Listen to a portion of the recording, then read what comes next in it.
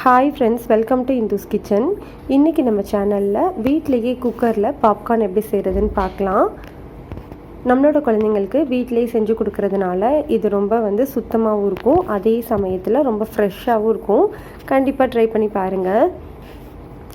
First நீங்கள் choose பண்ணுற அந்த கார்ன் இருக்கு இல்லையா, அந்த சோளம் பாப்கார்னுக்காக உள்ளதான்னு பார்த்து வாங்கிக்கோங்க. இது எல்லா சூப்பர் மார்க்கெட்ஸ்லேயுமே நம்மளுக்கு கிடைக்கும்.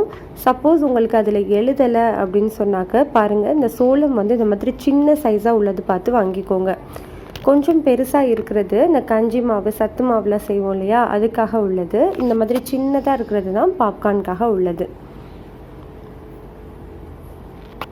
இப்போ ஒரு குக்கரில் 3 டீஸ்பூன் அளவு எண்ணெய் சூடுபடுத்திக்கோங்க. நீங்கள் பட்டர் யூஸ் பண்ணால் கூட ஃப்ளேவரும் நல்லாயிருக்கும். ஸ்டவ்வை ஹை ஹீட்டில் வச்சு எண்ணெய் சூடுபடுத்திக்கோங்க. சூடானதுக்கு அப்புறமா இதில் ஒரு 1/4 கப் அளவு சோளம் சேர்த்துக்கலாம். இது செஞ்சு முடிக்கிற வரைக்குமே ஸ்டவ் ஹை ஹீட்லேயே தான் இருக்கணும்.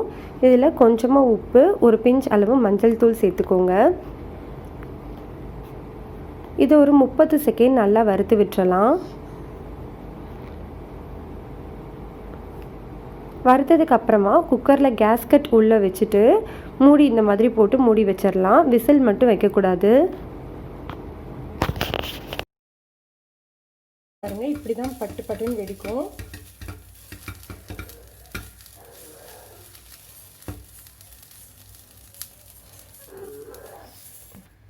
இதோட சவுண்ட் சுத்தமாக அடங்கினதுக்கப்புறமா நம்ம எடுத்து பார்க்கலாம். அவ்வளோதான், நம்ம ஸ்விட்ச் ஆஃப் பண்ணிடலாம். பாருங்கள், நம்மளுக்கு சூப்பரான பாப்கார்ன் ரெடி ஆகிடுச்சு. கண்டிப்பாக இதை நீங்கள் ட்ரை பண்ணி பாருங்கள். ரெசிபி பிடிச்சிருந்ததுன்னா லைக் பண்ணுங்கள், ஷேர் பண்ணுங்கள், கமெண்ட் பண்ணுங்கள். மறக்காமல் நம்ம சேனலை சப்ஸ்கிரைப் பண்ணிக்கோங்க.